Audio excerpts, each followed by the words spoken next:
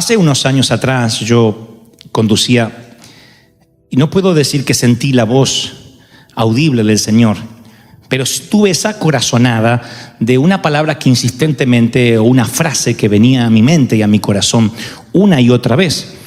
Supuse al principio que estaba recordando algo y después, ni modo, entendí que ese era el Espíritu Santo que de alguna forma me hablaba y me estaba direccionando a un mensaje. Lo que me venía a la mente era, y no sabía, no sabes, no sabía, no sabe, no sabía. Yo no entendía qué era lo que el Espíritu Santo quería decirme. Me llegué por la tarde a casa y empecé a buscar en la Biblia, en las concordancias, si aparecía la frase no sabía, son dos palabras, no sabía. Y de pronto salta a mi vista que no sabía aparece en dos episodios muy particulares, conectados entre sí, aunque distanciados en tiempo. Los dos involucran a personajes conocidos de los que componen los profetas o los hombres de Dios del Antiguo Pacto. Uno de ellos es Sansón, uno de los jueces de Israel, que la Biblia narra. La mayoría conoce la historia y si no les repaso rápido, no se trata de un héroe de la mitología griega. Sansón realmente existió, no hablamos de Hércules, hablamos de Sansón, aquel hombre cuya fuerza sobrenatural residía en que la presencia de Dios, que la unción de Dios reposaba sobre él. Ustedes saben que se involucra con una mujer, esta mujer trata de quitarle el secreto de su fuerza y luego él finalmente termina confesándole. Ella le dice que los filisteos los van a atacar. Él trata de hacer lo que siempre hace, que es soltarse de cómo está amarrado e ir en contra de los enemigos. Pero hay una ocasión en que él ya no puede. Y ahí es cuando aparece la palabra que el Señor me dictaba en el automóvil antes de enterarme de esta historia o de saber o de unir los puntos con la historia bíblica. Jueces 16:20 dice, y Sansón no sabía que Jehová se había apartado de él. No sabía. Sigo buscando en las escrituras y encuentro otro no sabía famoso, y esta vez involucra a Moisés. Moisés sube al monte, va a encontrarse con Dios, tiene un encuentro íntimo, es una reunión ejecutiva con el Creador de los cielos, y al bajar su rostro resplandece, y él dice que él no sabía, literalmente la Biblia dirá, él no sabía, Moisés, que la piel de su rostro estaba resplandeciente. Éxodo 34:29. Así que me encuentro con dos personajes, uno que estaba inconsciente de su nueva adquisición espiritual y otro que estaba inconsciente de su pérdida espiritual.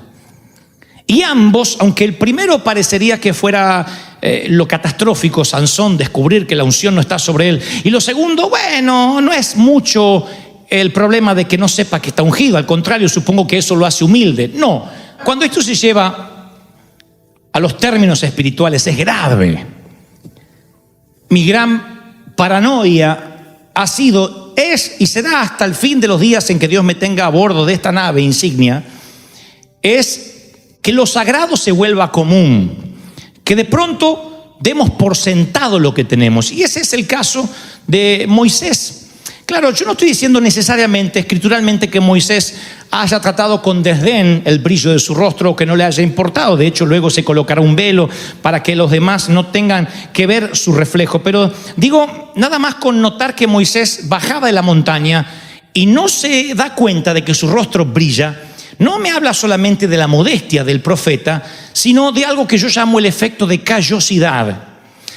Si tú estás expuesto a lo sagrado o a lo profano, el tiempo suficiente, se te hará lo que yo llamo callos emocionales, en cualquier área a la que estés expuesto demasiado tiempo. Nos cuesta entender que haya gente que pueda trabajar con muertos, con nuestros muertos. Cuando alguien fallece, los maquillan, los peinan, les alegran la ropa, mejor que cuando estaban vivos. Yo he conocido muertos que no los reconocí. Dije, este hombre no se bañó nunca en la vida y de muerto dan ganas de casarse con él otra vez, piensa la viuda. Tú dices, ¿cómo puede ser que toque un muerto, un cuerpo frío, inerte? Sin embargo, trabajan con eso y cuando le preguntas te dirán algo como, bueno, al principio fue shock, pero luego me acostumbré. ¿Qué hablar de los forenses que tienen que hacer autopsias y determinar la manera en que murió y tratar de leer en su cuerpo, en su sangre, en los orificios que tenga de una bala, de lo que sea, qué fue lo que le ocurrió? Y tienen que tratar con lo pútrido, con lo sórdido de la muerte misma. Los que trabajan con estiércol, los recolectores de basura, empiezan a tener una callosidad a lo que están expuestos y ya no se dan cuenta. Lo que trato de decir o lo que apunto es que a todo lo que estemos expuestos determinado tiempo se nos hace común. Eso pasa con el pecado hasta que la mente se te cauterice.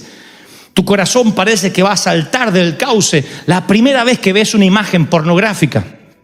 Y dices, bueno, simplemente vi una imagen, solo es eso, ya me arrepentí. Pero luego eso es una semilla que queda sembrada en tu subconsciente y quieres ver más, y quieres ver más, y quieres ver más. Y cuando te adentras en la gente que confiesa sus adicciones, te encuentras con zoofilia, con necrofilia y cualquier perversión, hasta la pedofilia que incluye a los niños.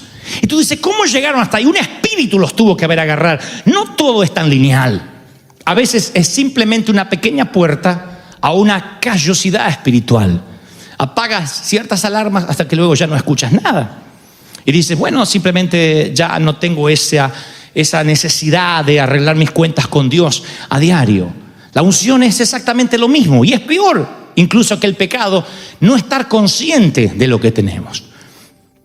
Hay momentos que damos por sentado las cosas que deberíamos agradecer a diario. De hecho, no debería existir un corazón desagradecido. Porque si estás aquí, insisto, y no tuvieron que empujarte en una silla de ruedas, ya tienes mucho más que la mayoría. Si estás comprendiendo la mayoría de lo que trato de decir, entonces tienes un intelecto sano. Ya deberías agradecer por eso. Y si además tomaste una taza de café esta mañana, eres gran parte de los ricos de este mundo. Así que eso ya debería ser una razón para agradecer y decir, Señor, qué honor, qué privilegio. Ahora, yo no estoy diciendo que necesariamente tengamos que tratar con desdén la comodidad, las cosas que Dios nos dio. Lo que trato de decir es que por momentos perdemos la perspectiva de lo que sí tenemos y nos quejamos de la abundancia. Nuestros hijos se crían con cosas que nosotros ni siquiera habíamos soñado. De verdad, de donde nosotros venimos, yo recuerdo que la pobreza se podía notar. Yo les contaba en el servicio anterior que había una consigna en casa. Si tú dejabas una luz encendida, papá te podía llegar a castrar de manera literal, no es una metáfora. ¡Apaga la luz! De cualquier habitación que dejamos. Y para ir a la nevera, yo nunca sabía lo que había dentro de la nevera porque eran segundos. Cerrá, cerrá, cerrá, que se escapa el frío, se escapa el frío, se escapa el frío. Y teníamos que cerrar. Mis hijos hoy abren la nevera así, ven un racimo de uva y comen una uva de a una. Para él la nevera es un iPad. Y si uno dice, se escapa el frío, hay más, te dice. Mi gran temor es que ellos den por sentado lo que nosotros no podíamos dar por sentado. Y es ahí cuando nos volvemos petulantes. Es ahí cuando nos volvemos insoportables. El orgullo no tiene que ver con la cuenta bancaria.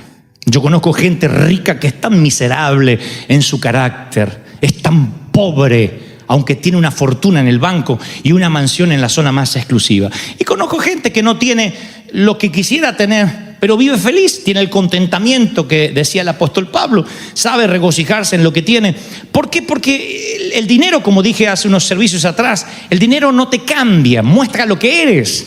Cuando eras pobre no podías mostrar lo que eres, ahora sí lo puedes mostrar. Entonces ahora la gente sabe, ¿cómo lo cambió los Estados Unidos? No, que antes nadie te veía. Ahora lo puedes mostrar. A veces vemos un boxeador, un jugador de fútbol que de la noche a la mañana gana una fortuna por un contrato millonario con Europa y decimos, pero qué petulante, cómo la plata lo cambió a este. No, era así, nada más que nadie lo vio haciendo bullying antes porque era pobre.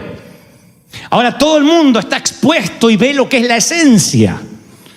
Entonces, cuando la esencia es expuesta, muchas veces justamente es a causa de la unción. A causa de la unción se nos empieza a notar lo que somos. Y una de las cosas que se empiezan a notar es el desdén que tenemos hacia la propia unción que reposa sobre nosotros. ¿Por qué de pronto todo se nos hace común? ¿Por qué podemos prescindir de un servicio de domingo diciendo, bueno, me voy de vacaciones este domingo? Sí, podría irme cualquier día, pero voy el domingo. ¿Por qué? Porque decimos, el próximo domingo la iglesia estará allí, la presencia de Dios estará allí y el pastor estará allí.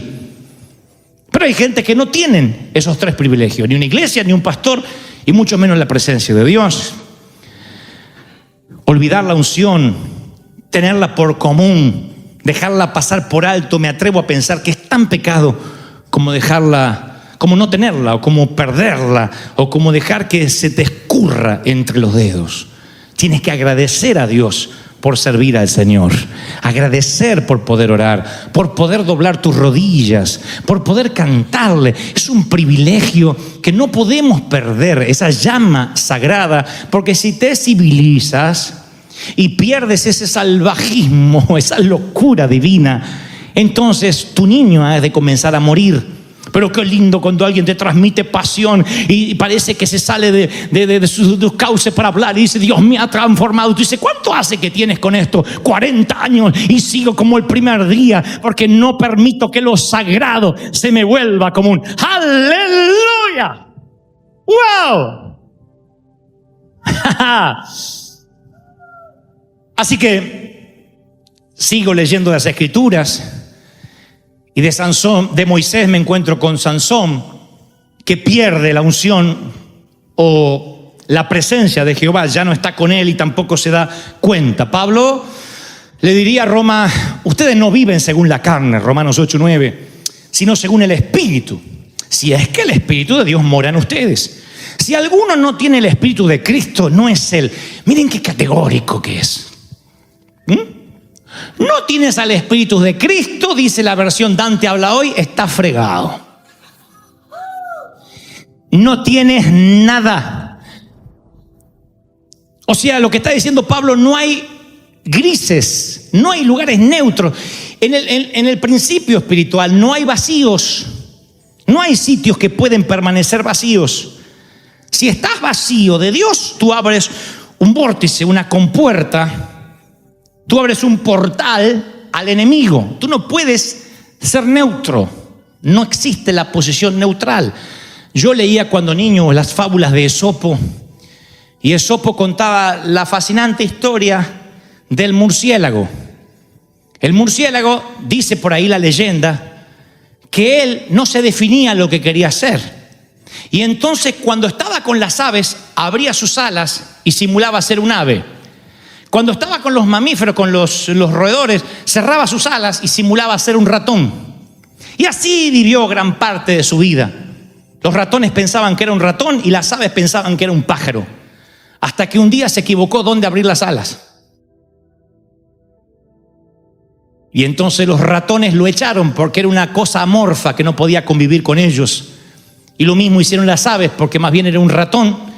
Y desde allí, dice la leyenda, el murciélago está condenado solo a salir de noche, porque no tiene ni lugar ni con unos ni con los otros.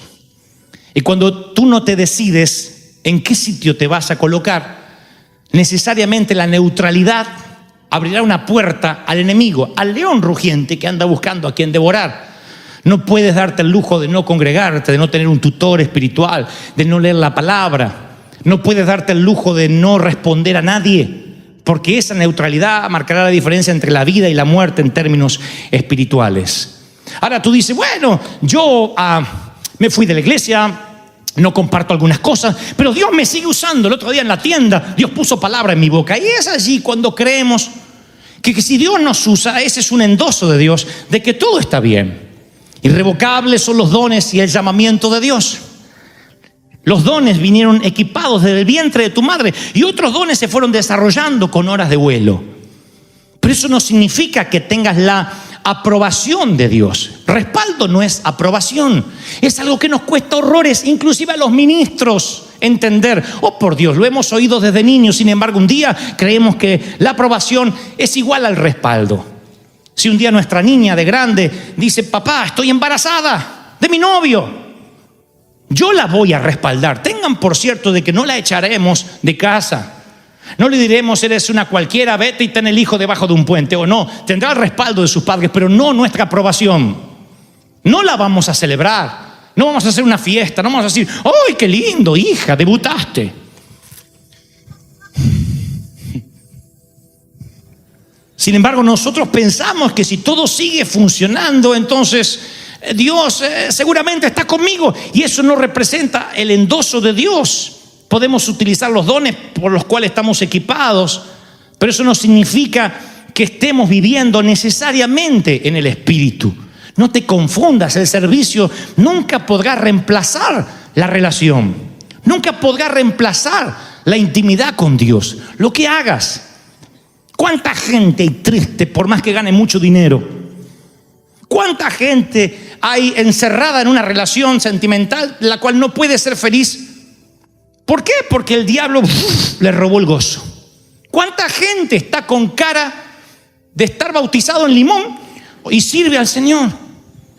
Cuando estás lleno de Dios, el corazón alegre hermosea el rostro. Y ese es el mayor testimonio que tienes. Yo estoy lleno de Dios y tu rostro está hermoseado, tus ojos brillan, ¿sí o no? Pero cuando pierdes la unción, hay un manto de amargura que cae sobre ti. Yo decía en el servicio anterior, convengamos, nadie aquí orina agua bendita. Yo menos que menos. Entonces en casa nosotros hemos discutido varias veces. Y si aquí hay un matrimonio que dice nosotros nunca discutimos, bueno, después le ponemos el carro de fuego para que se vayan con Elías al terminar el servicio. Los mortales discutimos. Y si hay caracteres fuertes, se discute mucho también. Los mortales tenemos hijos imperfectos. Acá lo que dicen, ay, a mí mis hijos son tan buenos. Que Dios te bendiga, hija querida, Madre Teresa, pero nuestros hijos son imperfectos. Y a veces hay que levantarle la voz un poco. Ponerles penitencia, no somos los Flanders. Hoy leeremos Cantar de los Cantares. ¡Ah! No, así no son mis hijos, nuestros hijos. A veces hay que sacarle el iPad con una orden judicial para que lo suelte. Entonces en la casa puede que en momento en tu casa y la mía se respire un aire tenso. Cuando los hijos tienen que aprender reglas, cuando tienes que aplicar disciplina, eso ocurre en una iglesia saludable. No todo es alegría y algarabía, hay momentos de exhortación. El tema es cuando la atmósfera gira o muta a una tensión constante, a una depresión crónica. El tema es cuando vives deprimido o angustiado o vives gritando en tu casa o hay un clima de guerra todo el tiempo y tu casa se transforma en un cuadrilátero de boxeo y entonces allí lo que ocurrió es que el Espíritu de Dios se fue, hubo un vacío y vino un espíritu diabólico a ocuparlo todo. ¿Se dan cuenta lo grave que es? O estás lleno de Dios o estás lleno de alguien más, pero no estás neutro. Ese es el secreto por el cual venimos domingo tras domingo, para llenarnos de Dios. Y no hay un nivel donde dice, ya está, me llené porque me recibí en el seminario, porque yo ya soy pastor. No, se lo digo yo necesito llenarme a diario. Porque cuando me levanto a la mañana y oro, yo siento que estoy un 100%, pero subo al frigo y se me baja un 80%. Y luego alguien me habla en inglés y no me entiende y quiero comer y se me baja un 40%.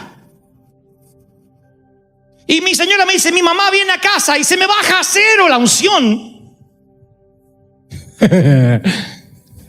Pobre suegra, Dios la mantenga en la gloria y lejos en Argentina. Y entonces necesito llenarme porque luego yo siento que estoy beligerante, que mi carácter está a punto de explotar, soy una bomba de tiempo, que tengo poca paciencia con mis hijos, me doy cuenta que contesto mal, que cualquier tontería, bobería o babosada me saca de la gloria y se me vuela la paloma y me bajan los buitres. Y tú dices, ¿qué me está pasando? Me estoy volviendo viejo. Te estás vaciando. Y bienvenido a la vida real. Ustedes tienen vidas reales. ¿Ustedes creen que esta unción y esta palabra te va a durar hasta el próximo domingo? ¡No! ¿Qué necesitas? Llenarte, recordar. Desde Génesis hasta Apocalipsis la palabra es recuerda, recuerda, recuerda, recuerda. Lo que pasa es que nosotros tenemos adversión a la idolatría y todo nos parece idolatría. Nosotros tenemos un arca del pacto allí. Una réplica, obviamente, y nadie la está adorando. Pero nos recuerda que estuvimos 3 años congregándonos en hoteles. Y el arca del pacto tipificaba la presencia de Dios en cada sitio, en cada lugar. Pon unas piedras, son 12 piedras a la orilla del río para que tus hijos pregunten ¿de qué es? Es Dios que nos hizo pasar por tierra seca. Coloca una piedra, coloca un altar. La Biblia está llena de altares, de piedras. Lo que pasa es que nosotros enseguida pensamos idolatría. La Biblia puede ser bibliolatría también. Porque la Biblia no es un fin en sí mismo. No sirve el conocimiento si no hay transformación. Como dije la vez pasada, ¿de qué sirve que te aprenda todos los versículos de memoria si no los aplicas en tu vida?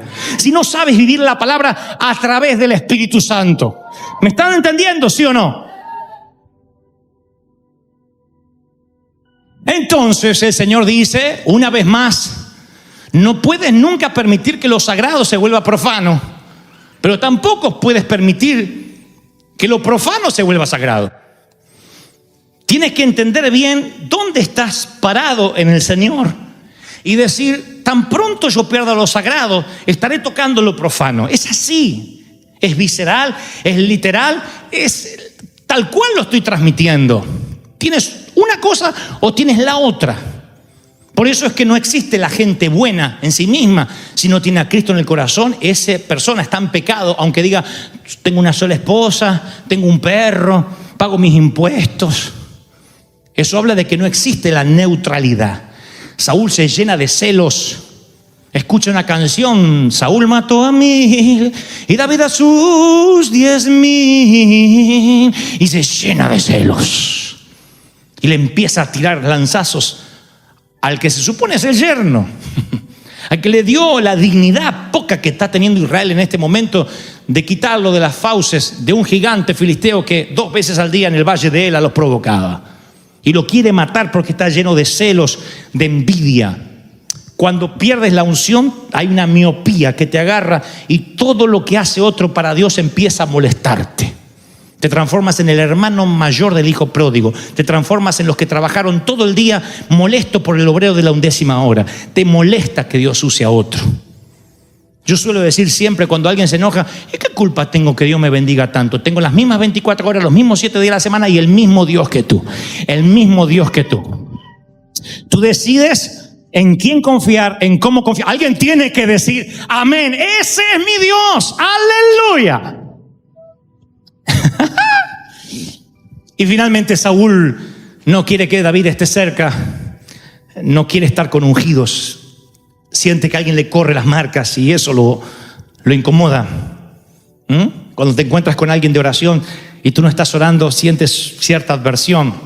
Si de repente estás teniendo más afinidad con gente carnal, con gente que habla con palabras soeces, con gente que le encanta el doble sentido y no te sientes incómodo, eso debería ser un danger, una alarma. Te estás alejando de la presencia de Dios. Tu necesidad de cambiar de entorno es obvio. Te sientes mejor con gente carnal, no te molestan algunos insultos, ya te hiciste más amplio en cuanto al pecado y empiezas a decir, bueno, soy maduro, puedo manejarlo, y entonces eso habla de que tu entorno está cambiando, y si tu entorno está cambiando es porque tu vida ya estuvo vacía y se llenó de otra cosa que no es el Señor. ¿Cuánto haces de que no tienes tu propia espiritualidad? ¿Cuánto haces que dependes que el pastor te predique, que el pastor te hable, que fulano te ore, que menganito te llame? ¿Cuánto haces que dependes de una muleta para caminar? Que no enfrentas tu propio gigante. El gigante no se irá. Estará allí todas las mañanas de tu vida hasta que tú lo enfrentes. Y si tú no lo puedes enfrentar es porque sientes que no tienes la unción. ¿Y por qué vivir sin unción si hoy está al alcance de una oración? Si puedes decir, Señor, es verdad, tú me estás hablando, mis entrañas se conmueven, necesito llenarme de ti. Es tan grave tratar con subestimación la gloria de Dios como que no te importe haberla perdido. Moisés y Sansón, perdónenme, están alineados en el mismo sitio, por lo menos esta tarde. Ambos tienen un serio problema, ambos no sabían. Y nosotros no podemos darnos el lujo de no saber, de no tener, de sentir que Dios usa al otro como si Él tuviera favoritos. No, ese otro estará buscando la presencia de Dios como ya tú no la buscas. Ese otro leerá más la Biblia que lo que tú miras Netflix. Ese otro tendrás más horas con la palabra o con libros cristianos de lo que tú miras televisión. Ese otro sabrá más de Dios que lo que tú sabes de la Liga o de la Copa Confederaciones. ¿Se dan cuenta? Ya no hablamos de qué es pecado y qué no es pecado. Tiene que ver con prioridades. con un voto de prioridades.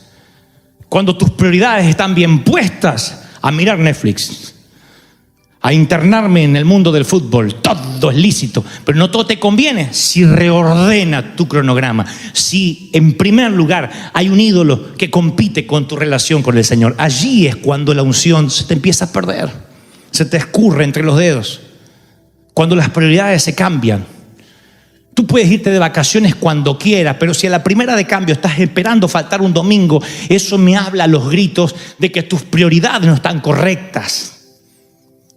La gente que ama al Señor hace lo imposible para no faltar el único día, las 2 horas que le puede dar al Señor. Es menos del diezmo de tu tiempo. Es menos del 10% de las 24 horas que deberíamos darle al Señor. De cada 24 horas deberíamos darle el diezmo por día. No se lo damos. Ni siquiera somos el pueblo judío que tenemos un día donde no hacemos nada y solo es el día del Señor. No, nosotros nos vamos de aquí, algunos vamos a almorzar, otros se van a la casa, otros miran televisión y otros se relajan. Ya tuvimos nuestra cuota de Dios. Eso no debería ser un motivo de agradecimiento. Sí, Dios no nos pide más, pero pide que tu consciente esté aquí.